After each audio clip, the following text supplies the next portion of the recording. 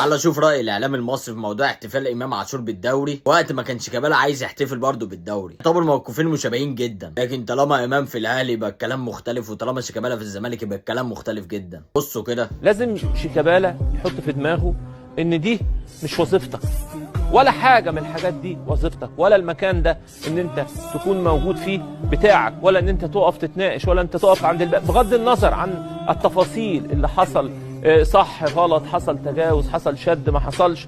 انا راجل وظيفتي لعيب كورة، ده اللي اتعلمناه وده اللي بتشوفه في كل الأندية.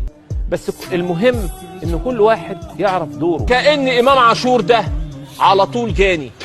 هو يا جماعة هو في ايه؟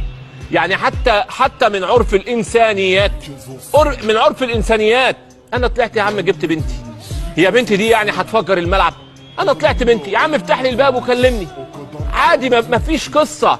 يعني كل مره في احتفال نقف على لقطه ونعمل منها قد كده ويبقى دايما المتهم هو اللاعب. لا، اللاعب هنا مش متهم، اللاعب هنا بريء.